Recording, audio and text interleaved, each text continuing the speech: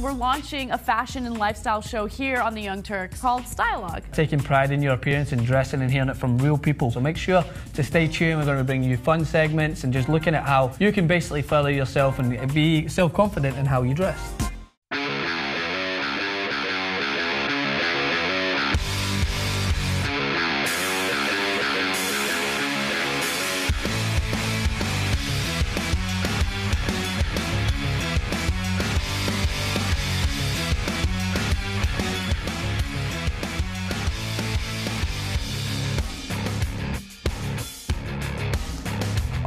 Back to the Young Turks. I say that, what, 20% of the time when we're starting a show. Welcome back to the Young Turks. All right, well, you're back from yesterday. All right, big day ahead today, guys. Yes, Sam Harris interview. Live for the members. First time ever that we're doing an interview that's actually live for the members. So you can, if you're a member, go to tytnetwork.com/PG Live. We'll do the post-game live today, and then Sam Harris at 6 o'clock Pacific, 9 o'clock Eastern, right here, and then you'll be able to see it before everybody else does. For everybody else, God bless your hearts. We'll put the video up on YouTube as soon as we can, and certainly by Thursday morning, okay? And so that's the plan for later today. Now, in today's news, we, of course, have a shooting that I'll get to in a second, and then Ebola toys. So that happened, and in fact, they're incredibly popular. We'll tell you what they are and why they're popular in the second hour. Life is crazy, man. And actually an autopsy comes out about the Michael Brown shooting. It's very controversial. We'll discuss that as well. All right, let's get started. So we have a shooting in Ottawa. Canada now also afflicted with shootings, but there is actually a major difference between Canada and the U.S. on that, and it is relevant to this story. I'll get to that in a second. First, let me explain to you the details of what has happened here. There has been 3 different shootings, basically, today. One at the National War Memorial, one on Parliament Hill, and another one outside of Rideau Centre Mall. Unfortunately, a 24-year-old soldier has been killed. His name is Corporal Nathan Cirillo. He was shot and passed away. He was the one that was shot by the National War Memorial.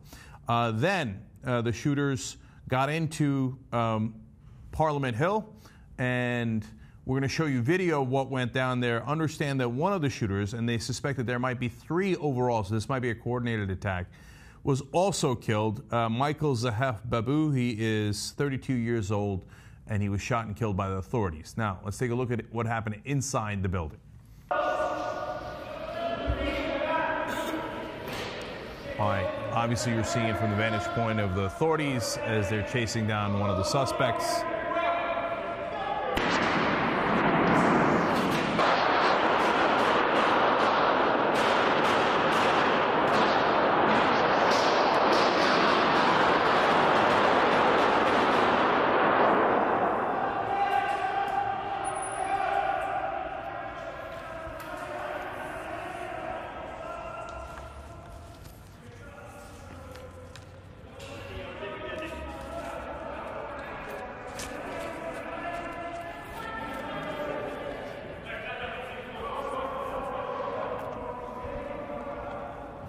All right, you saw about 10 shots being fired there, but witnesses say that overall there was about 30 to 50 shots fired inside the building.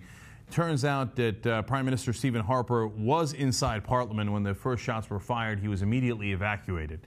He's safe, and there's no issues with him.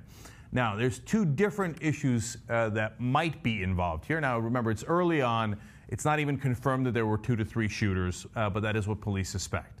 So, one idea is that this is an act of terrorism. Now, why? I mean, the guy's name is Michael. I don't know what Zahef Babu is. I don't know what kind of name that is. But it's because earlier in the week, there was another shooting in Canada that was of a Muslim convert, somebody who had been converted or had converted themselves to Islam, right?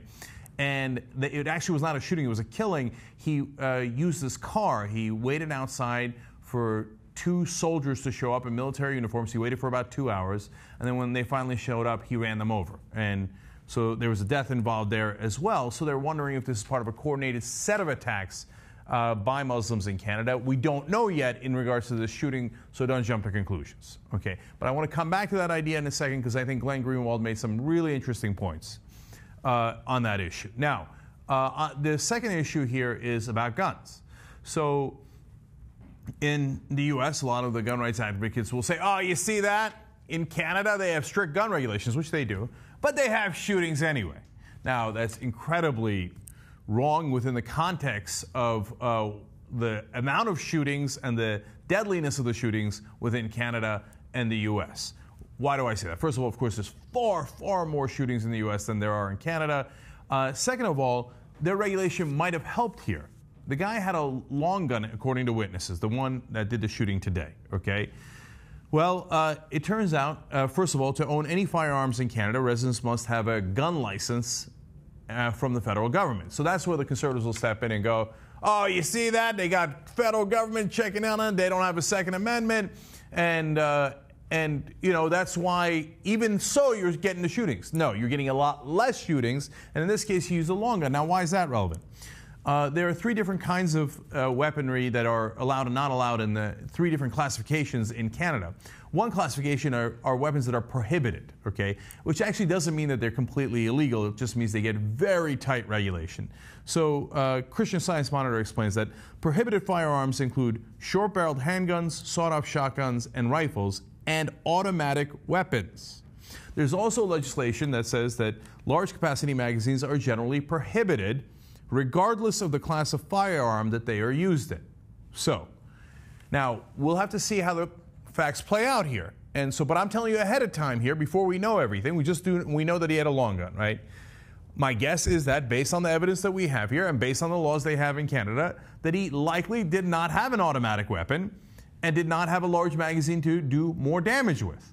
So as terrible as this news is, and one person we know has been killed in this attack, let alone the attacker himself, there could have been a lot more people killed, there could have been a lot more damage if Canada had the rules that we do about weaponry, which is have at it, Hoss. You want automatic weapons, any kind of weapons you want, basically, in essence. You want magazines that contain 100 bullets? Yeah, fire away inside the Parliament building, wherever you want to go. Fire, fire, fire. Don't worry, we'll get good guys with a gun that'll maybe take you out after you've killed dozens of people.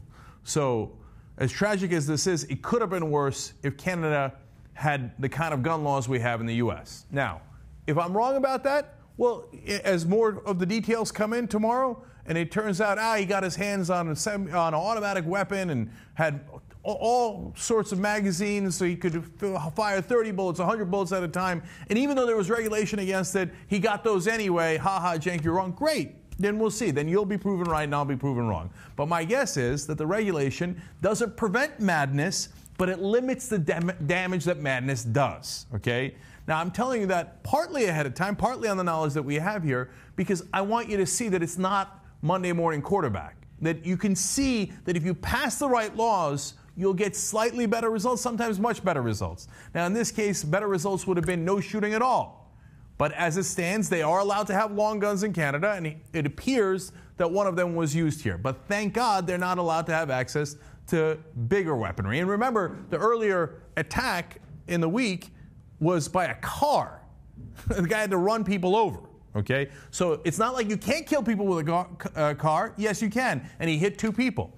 But you can kill a lot more people with high weaponry, assault weapons that carry 100 bullets at a time. Look, that's obvious, except for people who are blinded by their ideology.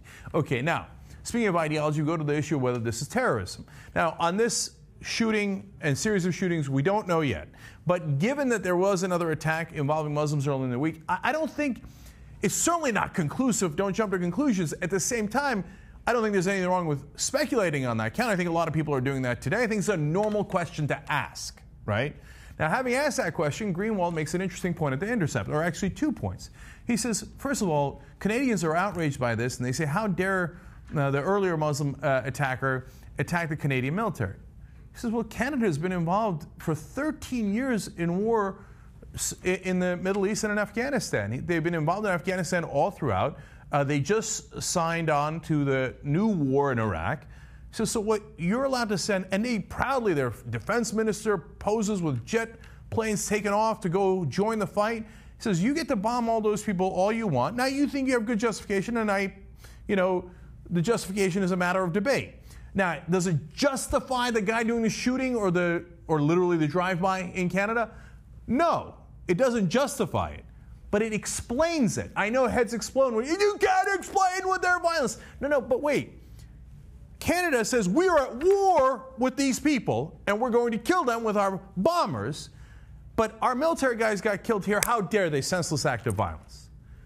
Well, I think the people in those countries would say, no, you started the senseless act of violence, and so there's a causal relationship. It doesn't justify it. I hate that they did that. I feel sick for what happened to Corporal Nathan Cirillo, and we don't know if that's connected to terrorism yet. And I'll get to that point on whether it is terrorism in a second, and what happened to the soldier earlier. Now, the fact that I feel sick about that, the fact that I think it's incredibly wrong, doesn't mean that Canada isn't involved in a war. Greenwald is saying, hey, you can't have it both ways. I get to bomb you, but you never get to attack my military. And if you do, point number 2, we call it terrorism. But Greenwald says, wait a minute now. In the instance earlier in the week, the guy waited for 2 hours to make sure people in uniform showed up. So he didn't target civilians. It's the exact opposite of terrorism. It doesn't make it any less tragic for the family members or the people who died, but you can't call it terrorism. He targeted military officials in a war that Canada declared, right? So in this case, we have another soldier who was killed, and then he goes into a government building to attack government officials, it appears. So you can call it heinous, and I'll totally 100% agree with you.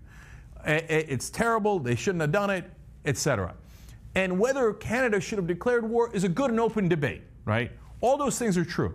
You just can't call it terrorism unless you say terrorism has no meaning. It doesn't matter if you target civilians, government officials, or soldiers. We target soldiers, we sometimes target civilians. We very often target their political leaders. For example, Israel kills Hamas's political leaders all the time, and we find that perfectly acceptable. So just understand what's happening here, and if you want to get angry at Glenn Greenwald and you want to get angry at me for pointing out things that are obviously true, go ahead and get angry, okay? It doesn't make the shooting any less tragic. That's the 4th time I've said it, right? Maybe more, okay? But that's what's happening in Canada now, and obviously there'll be more details as we go along. Obviously, we hope that they catch the other 2 suspects, if they're right about those suspects, and bring them to justice. All right. People, I guarantee, are going to get very mad about that. Like, how dare you point out that he targeted military people? Okay. So, but every time they hit us, it's totally wrong. Every time we hit them, it's totally right. I know. We're always the good guys by definition. They're always the bad guys by definition.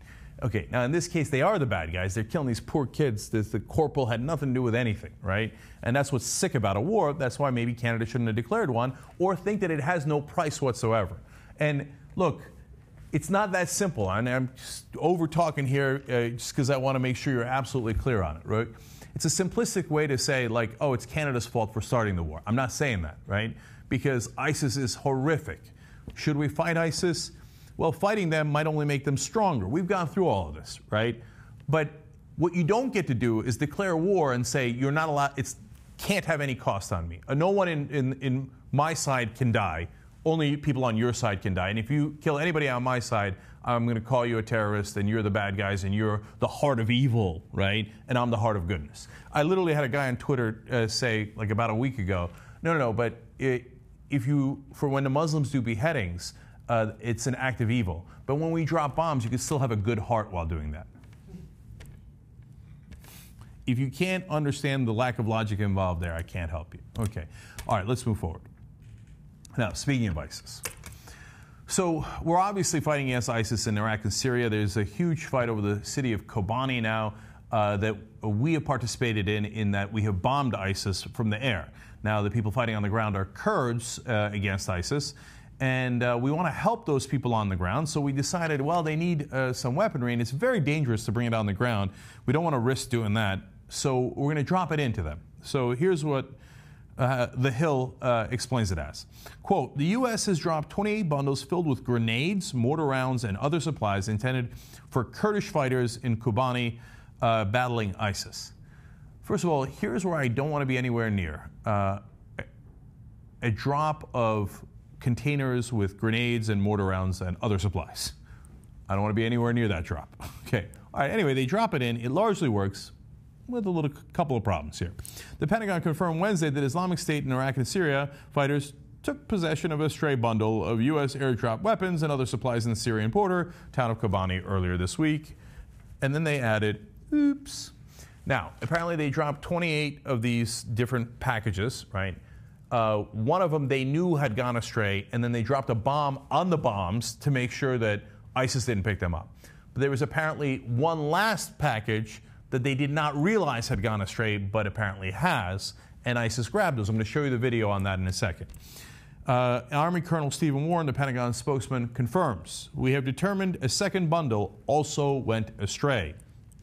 And he says, "There's always going to be some margin of error. Wind can cause a parachute to move off of its intended target." I think that is true. I think we can't be overly judgmental on this issue. But now I'm going to show you the video that ISIS claims, and so it's up on their basically YouTube channel, which is an amazing sentence. But so it's not confirmed, but as you'll see here, it seems fairly convincing that we had this in a parachute, and we parachuted it down, and it looks like they've gotten control over it. Let's look. So, well, there appears to be the parachute. Now, it's not just one box. It's a series of boxes, as you're going to see. You see right there, there's that whole package, and obviously some of it is damaged as it lands. God, I wouldn't want to be anywhere near that. I also wouldn't want to be anywhere near this guy.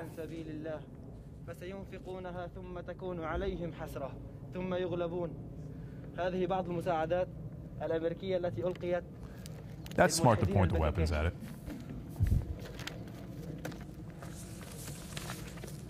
This is on A3 Mac News, the unofficial media arm of ISIS.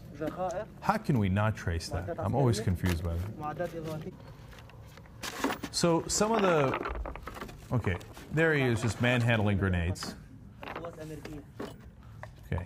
I guess they know how to handle grenades better than I do, but I wouldn't be within a 3-mile perimeter of that box.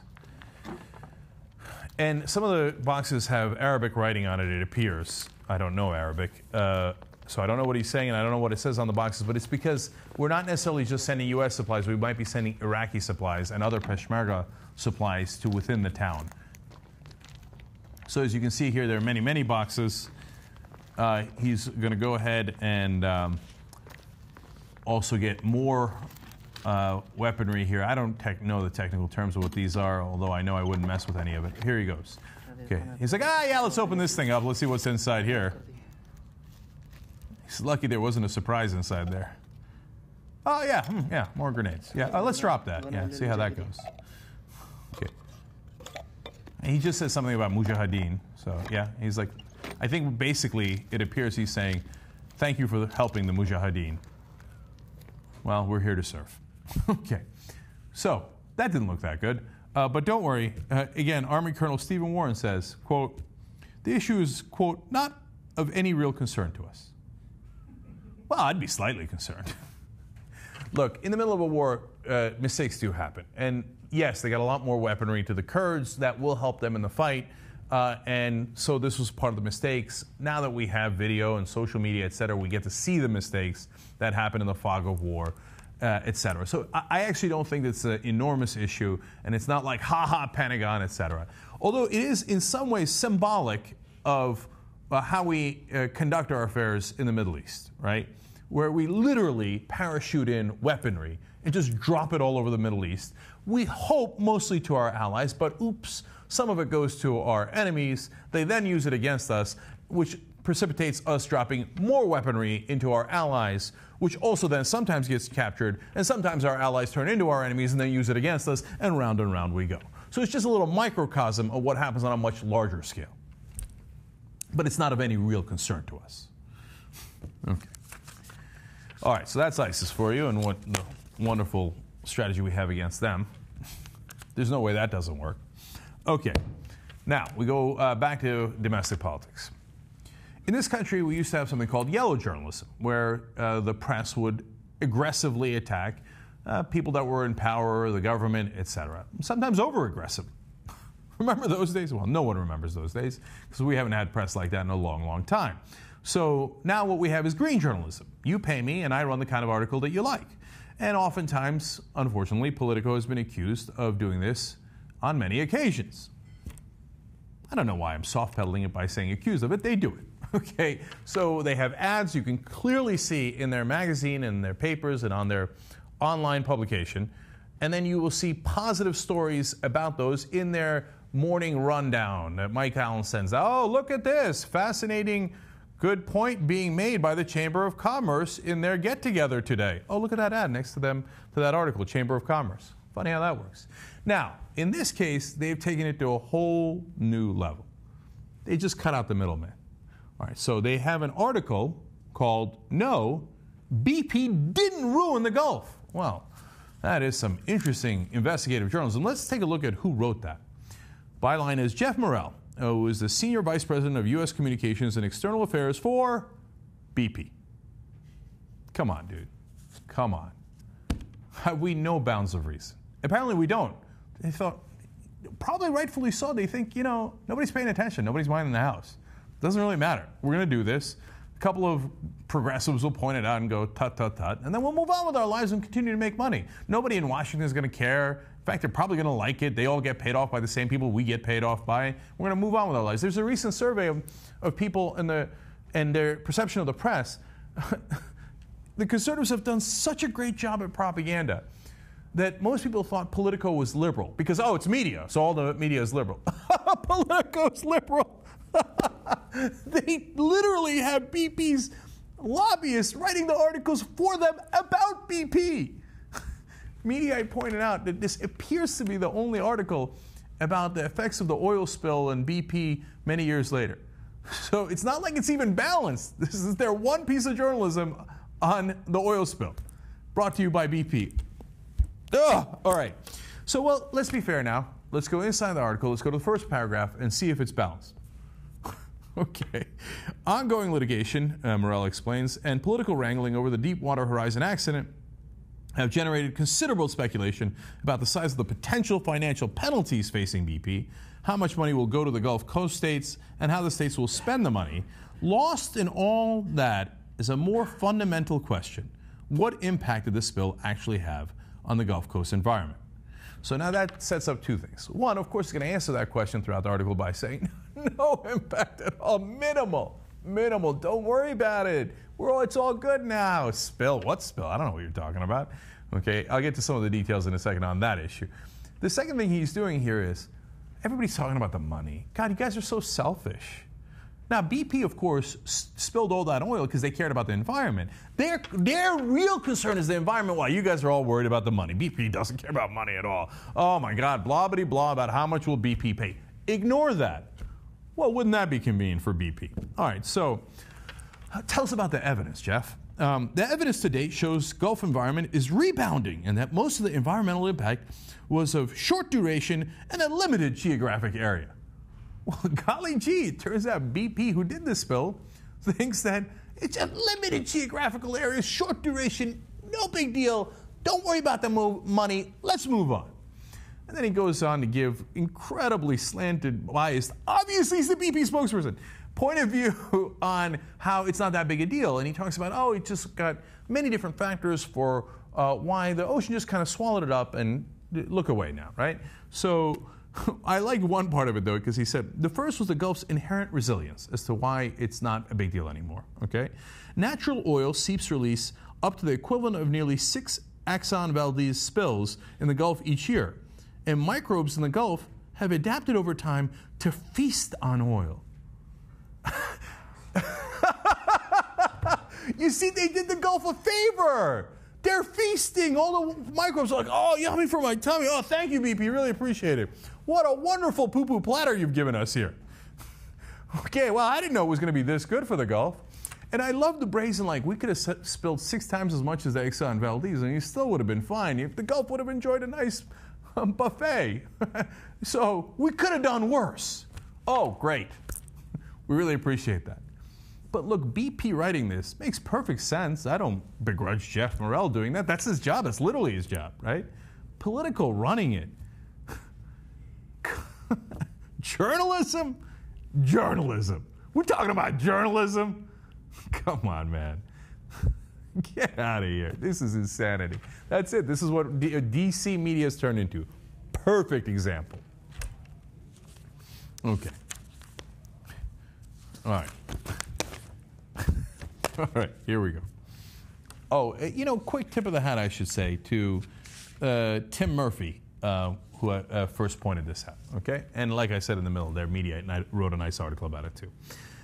Okay, now, one last story for you guys in this segment. Okay, oh, this is great. Oh, you'll love this one. Okay. Okay. In Arizona, we had a Hispanic man delivering ballots. Oh my God. Is everybody going to be okay? What? Absentee ballots being delivered to the place where they would be counted. Okay, well, first of all, let's go to the Blaze to see the headline on this story. Surveillance video apparently catches guy doing something at the ballot box that left Republican monitors stunned. Oh my, what was this guy up to? In fact, one part they write about is that the Republican monitor was stunned. A.J. LaForo, the Maricopa County Republican Committee chairman, says that this guy was, quote, a vulgar, disrespectful, violent thug that has no respect for our laws. I would have followed him to the parking lot to take down his tag number, but I feared for my life. Okay, now I'm going to show you the video. Okay, watch out for this violent thug. Here he comes. All right, here he comes with his machete. What? No, that looks like just ballots. He's in a T-shirt and shorts. This guy's in flip-flops. He takes a picture there. I don't know why he took a picture with his iPad. Okay. Man, if I saw this guy, I would fear for my life. What if he threw those flip-flops at me? And there he goes. Well, now wait a minute. He's going to come back and give one last thing. Wow. Mortal danger. I kept wanting to yell at him, finish him. Can you believe these guys? All right, so here's more from the genius A.J. LaFaro. I believe it's inconceivable, unacceptable, and should be illegal for groups to collect hundreds, if not thousands, of voters' ballots and return them to the elections offices or polling locations.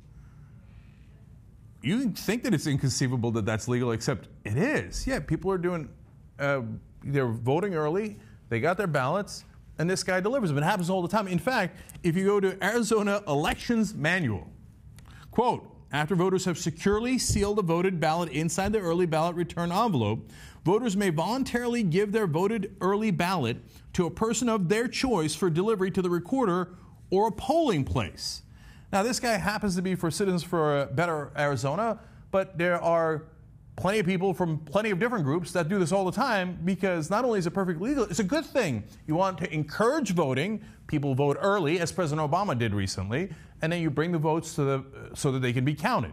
You don't jerry-rig them, you don't manhandle them, you just bring them in, and you, in your flip-flops, hand them over, okay? But to how they caught this guy and accuse them of doing illegal stuff, okay, I mean, that's totally not true, but maybe within the realm of possibility.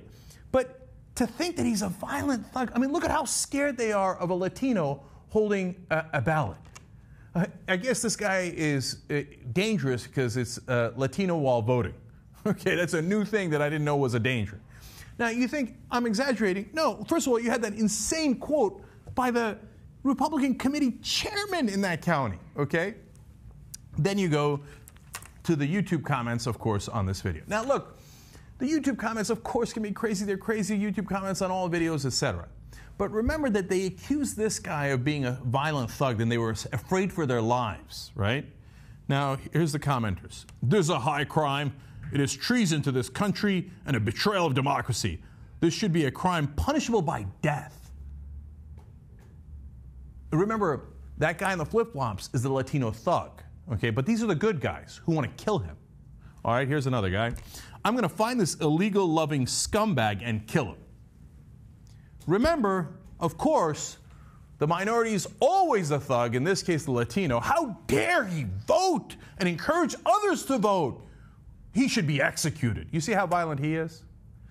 Again, don't take the YouTube comments as the official party position of anyone, not the Republican Party, etc. I know there are crazy people on YouTube. No one's more aware of that than I am, right? But it gives you a sense of the irony here as they accuse this guy of being violent while not noticing the irony of threatening his life. All right, but if all you want to concentrate on is the Republican committee chairman, just remember that he called this guy vulgar, disrespectful, violent thug that has no respect for our laws, and that he would have taken down his tag if he had not feared for his life. Now, Latinos, you really think the Republicans are on your side? How much do they hate you voting at all? That's how they describe this guy who looked to be the most peaceful guy in Arizona. If you could find a guy who's more peaceful than this guy in Arizona, have at it, Hoss. I can't see it. They're blinded, man. They're blinded. They see that guy, and all that they see in front of them is hate. Young Turks. That was a segment from hour one of the show. Now for the better hour, the second hour. Drums. You can get the whole show on tytnetwork.com.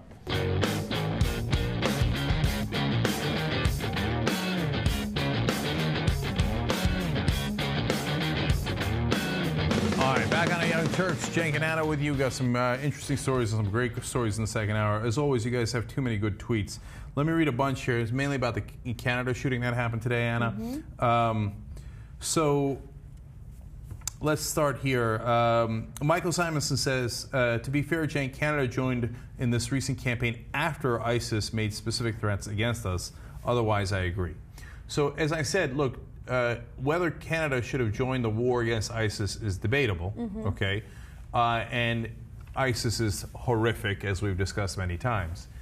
But once you start a war, it's a weird thing to complain that the other side is shooting back, right? So now, is it really the other side? We don't know yet, right? And what does it mean to be the other side? So those are the complications and that you have to have in a nuanced conversation without people screaming terrorism and it's all unfair. Now, speaking of which, let me do more here. Bitchy Gay Guy says, I live in Ottawa. The sad thing is that Parliament Hill is open to tourists, visitors, and protesters, hoping this won't change things, right?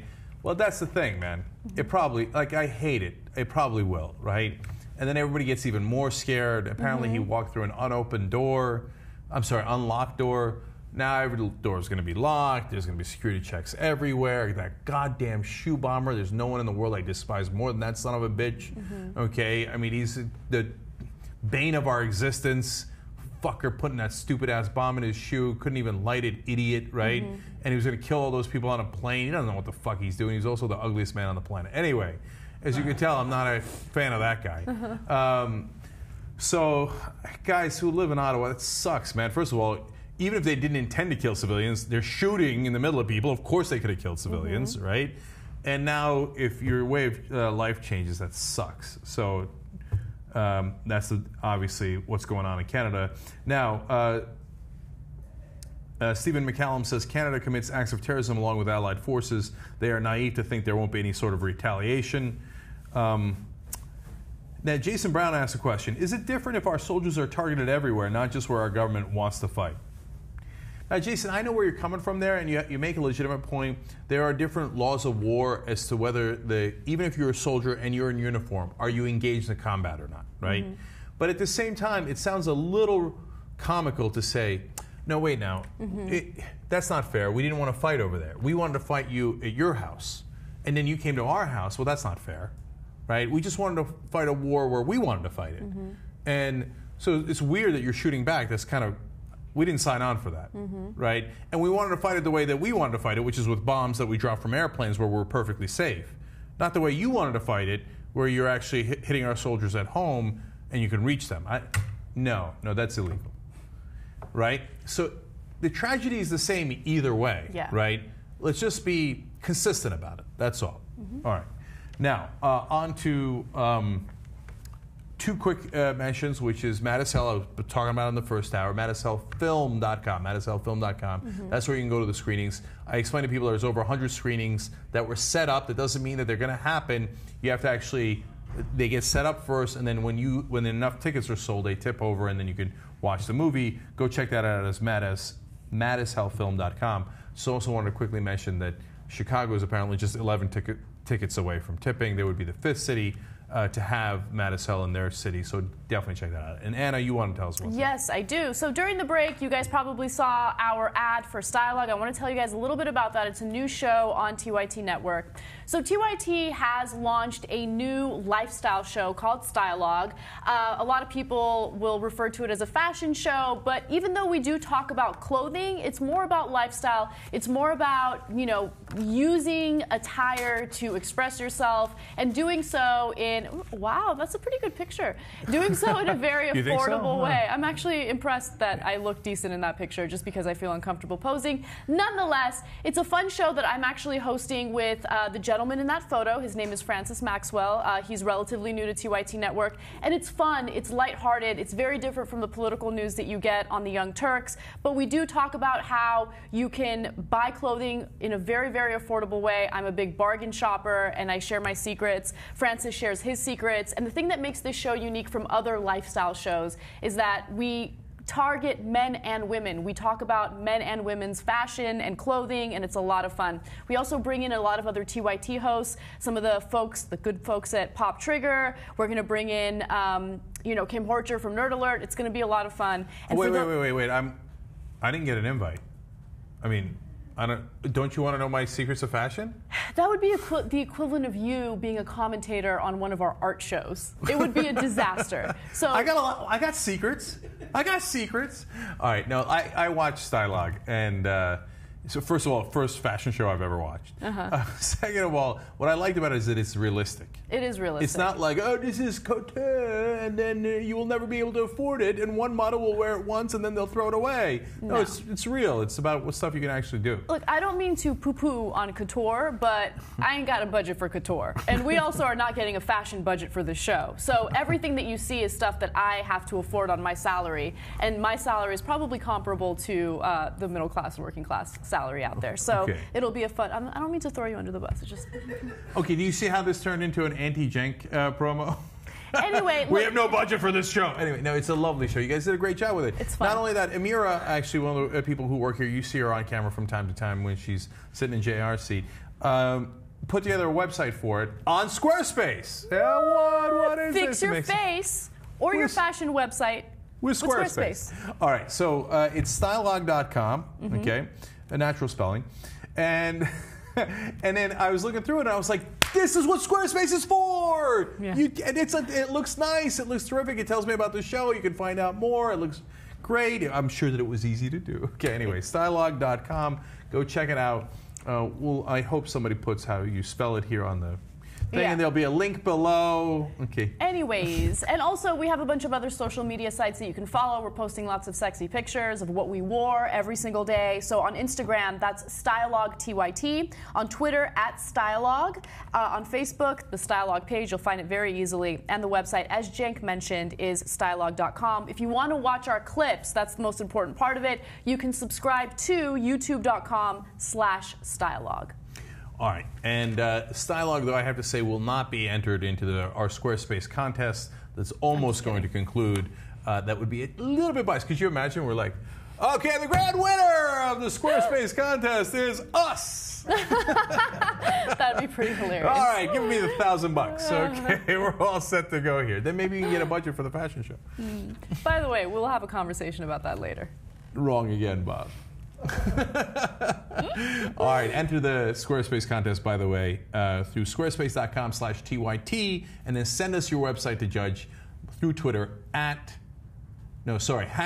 TYTSQSP. All right, let's move forward. Sounds good. All right, we start off with some pretty serious news. The official autopsy on Michael Brown has been released, and some of the details actually go against what witness testimony indicated. Now, I should state that there was also a private autopsy done by the victim's parents, and the autopsies agree with one another, except the one difference is that in the private autopsy, there was no indication that Michael Brown was shot by Darren Wilson at close range. Now, the new official autopsy indicates that he was shot at close range. So let me give you the details. The St. Louis medical examiner, Dr. Michael Graham, who is not part of the official investigation, reviewed the autopsy report for the newspaper. He said Tuesday that it, quote, does support that there was a significant altercation in the the car. So remember, that was something that Darren Wilson had said. He said that there was a physical altercation while he was in the police vehicle, and that was what led to him firing his weapon, okay? So let me give you more information about the autopsy. It supports the fact that this guy is reaching for the gun. If he has gunpowder particulate material on the wound, if he has his hand near the gun when it goes off, he's going for the officer's gun. And that's according to Dr. Judy Melinek. She is the forensic pathologist in San Francisco who reviewed the autopsy. Mm-hmm. It's a weird thing to say that I don't agree with that, but it's not questioning the medical conclusions at all. Obviously I agree with the medical conclusions. They are what they are, right? I argue with the logical conclusions of that. It does mean they were very close range. There's no question about that. It means that he was near the gun. Okay, these are things that are true. But it doesn't mean that Michael Brown went for the gun initially. That's why Darren Wilson had to pull the gun and then shoot him. That's a big logical leap. It could be that Darren Wilson pulled the gun and then Michael Brown said, "Oh, don't shoot." Right. And then got shot in the hand. I think as a forensic examiner, and I know this sounds insulting because obviously I'm not an expert, right? But as I read this report and as I read the, them kind of pulling it apart or taking it apart, I'm realizing, like, okay, the only thing that the forensic evidence is indicating right now is that Michael Brown's hand was shot at close range. That does not prove that he reached for the gun. That also does not prove that we know exactly what happened in that moment. It could have been that Darren Wilson pulled the gun out, to shoot it, and in that moment of panic, Michael Brown put his hand in front of it or something. You never know how it all went down. Maybe he reached for it after the cop pulled it. That's true. Right? That's true. I mean, if you think you're about to get shot, what would you do? Okay, but we don't know those things. It could be that Michael Brown reached for the gun. That's also possible. Absolutely. So I like that there's evidence in. That's the most important thing. And it is important evidence that they were at close range at the first set of shootings, okay? Now, so that's important. But at the same time, I don't like the way that the media has portrayed it so far. Darren Wilson was right. Obviously, Michael Brown went for the gun. That's not a logical conclusion. It could be, but we don't know for sure. Right, exactly. So let me give you some more information. According to the newspaper, sources told the Post-Dispatch that Brown's blood had been found on Wilson's gun, which also indicates this is more evidence that he was shot in the hand from close range. Close range, no question. Okay. I mean, if he's 30 feet away, you're not going to get his blood on the gun. That's obvious. Okay. So Dr. Julie Melinek also said that Brown was facing Wilson when Brown took a shot to the forehead. Now, that was the second time he was shot, okay? And that was the fatal shot. According to the autopsy, after he was shot in the forehead, he died immediately. 2 shots to the chest and a shot to the upper right arm, okay? That was the 6th shot. The wound to the top of Brown's head would indicate he was falling forward or in a lunging position toward the shooter. The shot was instantly fatal. All right, here's what's driving me crazy. I don't know if you have more clarity on it. I do, yeah. Okay. How far is he when they do the second set of shootings? Because in the beginning, he gets shot in the hand, and he's in close range. No dispute over that, right? And so that indicates that there was some sort of tussle. We don't know who started it. We don't know who went for the gun first. But they're in close range, and maybe at that point the cop feels he's under some sort of threat because they're in such close proximity, right? Okay, we understand that part. And then there's a second set of shootings. Do they have a sense of how far he was when that happened? At that point, it is not indicated in the autopsy report that it was a close range. After he got shot in the hand, there's no indication that the second round of shots happened from a close range. But they're not specific about how far away he is. So, okay, to me, the whole case rides on that, right? Mm-hmm. So if they have a tussle for the gun, no matter which side you think it is, it's going to be incredibly hard to prove beyond a reasonable doubt that the cop that Brown did not reach for the gun, right? And the cop shot him for no reason, right? So, but if it turns out, yeah, they had an original tussle and he shot Michael Brown through the hand, and then Michael Brown starts to run away. And at that point, he doesn't have the gun because the cop still has it, shot him with it, it's in his hand, right? He clearly was not armed. That's why he might have been reaching for the gun. Mm-hmm. And then he is 10 feet away, 20 feet away, 30 feet away. We don't know, right? Know. And then he shoots him 6 more times or 4 more times or whatever, however many more times, right, and kills him. Well, then yes, then that's a significant problem. That's a crime, right? but it's maddeningly unclear. I just feel as though now we have new evidence, which is good, right? It's important to know that initially he was shot from close range. I just don't like the conclusions that experts are coming to based on this evidence, because this evidence doesn't really imply what they are saying it implies. So let me give you a last piece of this, Cenk. So a sixth shot, now this is the most important part, a sixth shot that hit the forearm traveled from the back of the arm to the inner arm, which means Brown's palms could not have been facing Wilson, as some witnesses have said, and that's according to Melnick. That trajectory shows Brown probably was not taking a standard surrender position with arms above the shoulders and palms out when he was hit. Now, wait a minute, though. You said that the second shot, which was the shot that hit his forehead, right, was the fatal shot. At that point, he was apparently lunging forward, right? He's about to fall over. And the sixth shot, the very last shot, hit him in the forearm. So his position could have changed significantly from a surrender position to him basically falling on the ground because he got a fatal shot to the forehead. No, Anna's point is fairly devastating, not just because it shows that their conclusion is not right, right? Because, look, here, think about it conclusively in this sense, right? The fatal shot goes to his forehead. Later, he gets shot in the arm. Well, his hands aren't up anymore because once the fatal shot went into his head, he's already dead. He's in the middle of falling down. So if you're falling down and you get shot in the arm, of course your hands aren't up. You're already dead. So the second part of why that's so important is because they're going to such great lengths to frame it from Darren Wilson's position that I begin to question their objectivity. The whole thing is framed out like, close range part of the shooting. Well, what happened to the other part of the shooting? We won't talk about that. Oh, yeah, his hands weren't up because, he got shot in the back of the arm. Yeah, but at that point, you already said that he got shot in the head. How could he have his hands up in the air when he's already... It drives me crazy. And look, we're not making any of this up. They said that the shot to the forehead was the fatal shot. He was lunging forward, right, as he continued to get shot more. And that's the other thing. They're making up the lunging forward. Wait. Do you have scientific evidence that he was at a trajectory that he was close enough that you would conclude that he was lunging forward? They're claiming yes, they do. Okay, well, but they don't say how close, because look, if he's really close to the cop, 2 feet away, 5 feet away, and he's lunging forward, okay, that's why his head would be like this. If he's 20 feet from the cop, his head would be like this because he already got shot and he's falling down and he takes a bullet in the head as he's falling. So is it 5 feet or is it 20 feet? That's the whole thing. That's why we got to know. But then they say, I don't know, 5 feet or 20 feet. It doesn't matter. We're going to say he was lunging. Yeah.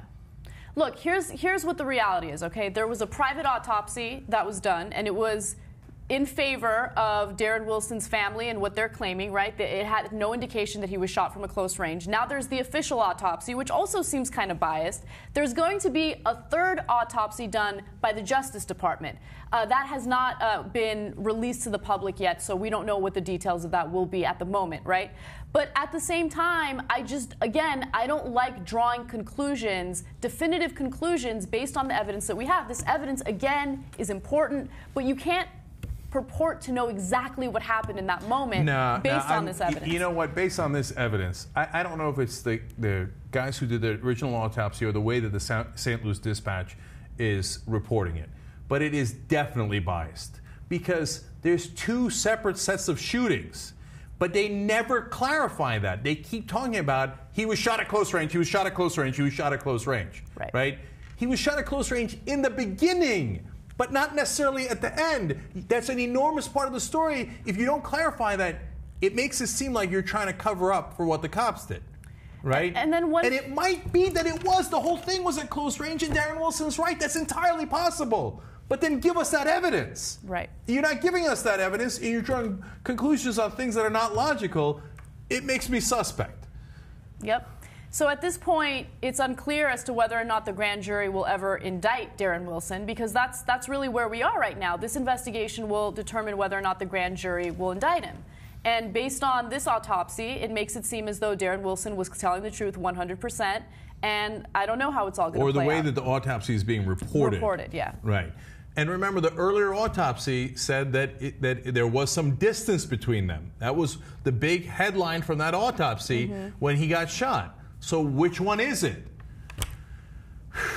So frustrating, man. one of the things that are frustrating is that once the official position comes out, we're the only ones who are going to question this. Everybody's going to move on. Okay? It's reported it was close range. We're done. And there was marijuana in his system. Oh, That's yeah. Oh, another and at part the end of the toxicology report, there's marijuana in the system. Yeah, that's super relevant, right? Like when they did with the Michael Hastings report. He had amphetamine in his system. That was in all the headlines. That was the fucking headlines. Yeah.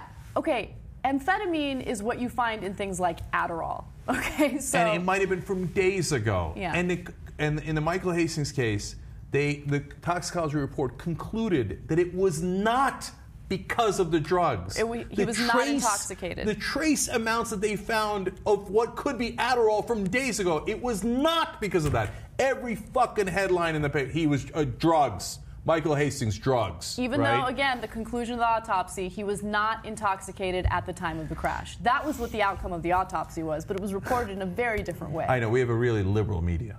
Liberal. No, our media fucking bows down to the government at every turn. Yes, sir, absolutely, sir. What would you like me to report, sir? It was close range, and he was high on marijuana, and Michael Hastings is a druggie. Yes, absolutely. That's what we'll put in the headline.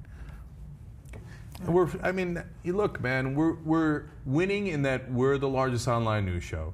We're winning in that people are paying attention, and maybe we'll adjust to try to copy what we do, and hopefully we can fix the media in a long-term fight, right? But in the short term, of course we're losing. I mean, it's us against the whole rest of the fucking media. So is the rest of the media going to report our skepticism on this? No. They're going to report St. Louis Dispatch, St. Louis Dispatch, St. Louis Dispatch, close range, close range, close range, close range, and we're done with that. Michael Brown, sorry, no justice for you. Move along. Okay? So, no, that's what's happening. All right, moving on to ISIS. Some more peppy news for you today.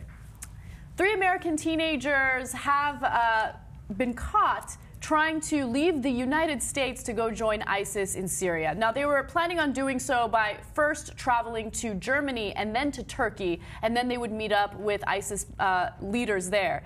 But thankfully, they got caught when they were in Germany because German officials thought that their behavior was a little suspicious. Mm-hmm. So apparently, they did so by skipping school. And once they skipped school, one of the parents was notified immediately. And so he called his daughter and he was like, "Yo, what's up? Where are you?" And she allegedly told him, "Oh, no, I'm feeling a little sick. I'm a little late. Don't worry. I'm on my way to class right now."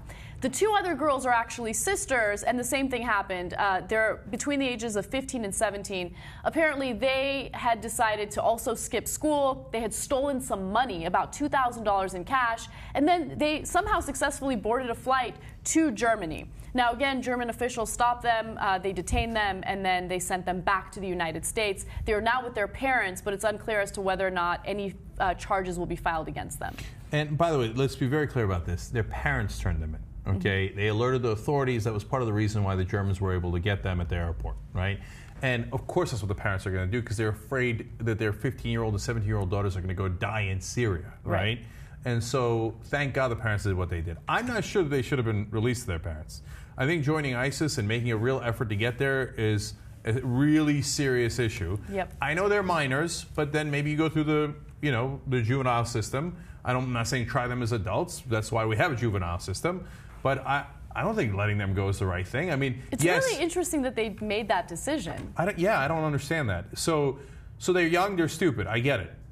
But when you're young and stupid and you do something wrong, well, there's a price to be paid, Mm-hmm. And so I think they should go through the justice system. Now, I don't know what the exact charge would be. Is it aiding and abetting terrorists? Did they take it enough of a step in that direction to be able to charge them with that? Well, that's a good question for the courts, right? And perhaps they don't charge them after they think that through, and I think they should think that through, right? And I don't need vengeance on these girls. I'm just saying, let's be fair and treat them as we would treat anybody else, right? And it's, to me, trying to join ISIS is a pretty serious goddamn thing, right? Right. I mean, they took the actions necessary to do so. They were ready. Look, you read about this and you can understand the logic behind it, but you still can't really understand it, right? So, like, these girls are all from either they're of Somali or Sudanese descent, right? So they're Muslim, they need a sense of belonging, they probably feel like they've been discriminated against here in the United States, they probably feel disenfranchised. So they're looking for a sense of belonging, and ISIS is really, really successful with their social media outreach, basically convincing these young, impressionable girls that, hey, you know what, your people are being persecuted here in places like Syria, so you should join the fight. You're going to be a good person, you're going to be a hero, right? And they buy it. And it's incredible because you're in freaking America, and you're going to leave to go fight with these crazy-ass people in Syria? So now they would say, well, look, man, America is a place with injustice, and they started all these wars against Muslims, et cetera, just like you were saying, Anna. Okay. Now, here's a couple of problems with that. First of all, have you read what ISIS thinks of women? Okay, so you're 15, 17-year-old girls, you're going to go fight with ISIS. They're Muslim fundamentalists, okay? Do you understand Muslim fundamentalism? Okay, I mean, one of them seemed to have a headscarf on. You think that'll do it? That won't do it, okay? They think that in a lot of ways that you are chattel, okay? So when you get there, they're like, great, some property has arrived that we'll pass around. Now, I don't know exactly how they would handle young girls that come in there.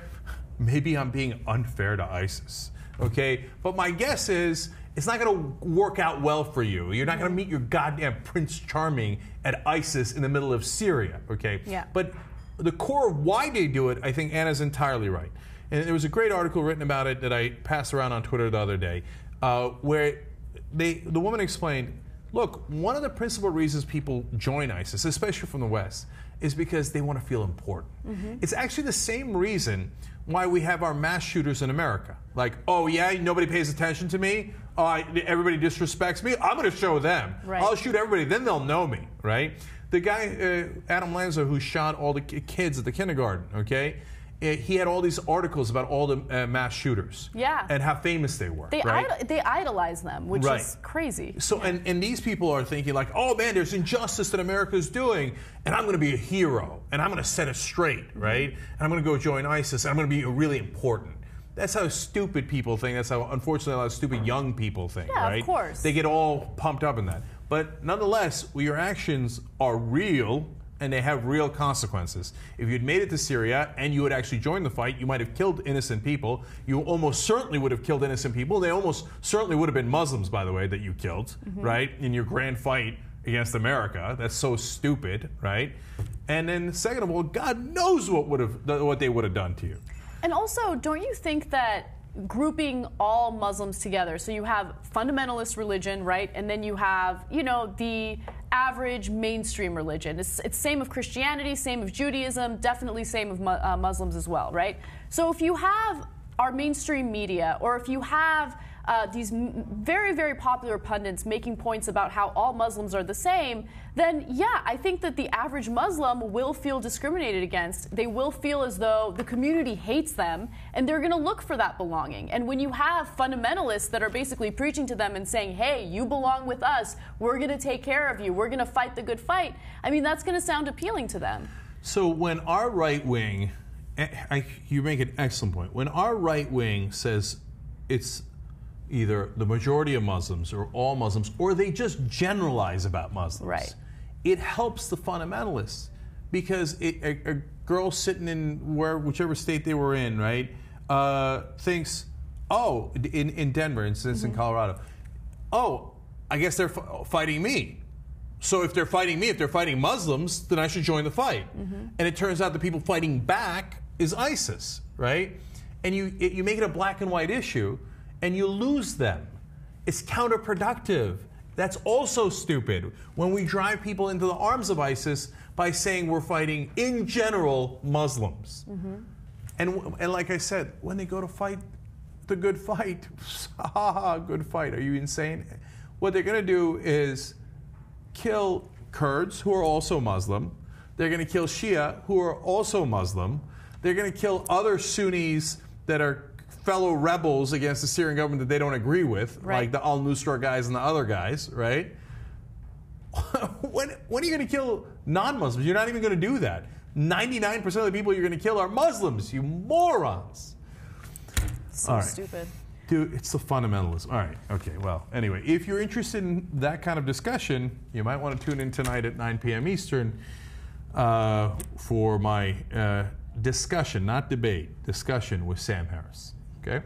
All right, let's take a quick break. When we come back, some lighter stories for you, including Ebola plush toys. Lighter stories, Ebola. You might have heard the Colbert Report is dead. Ladies and gentlemen, we got him. Down goes Colbert! Down goes Colbert! I'm told something about a promotion and David Letterman's job. Who cares? Okay, he's done with. Now, we celebrate this because I'm given to understand some of you used to watch Daily Show and Colbert Report on Hulu. Now, I got nothing but love for those guys. Keep watching The Daily Show. Am I not merciful? But get rid of that has-been Colbert and put in the Young Turks next to it, okay? So every morning, a little bit of Daily Show, a little bit of Young Turks. I'm not saying anything, I'm just saying. Hulu.com/The Young Turks. Colbert. TYT sends its regards.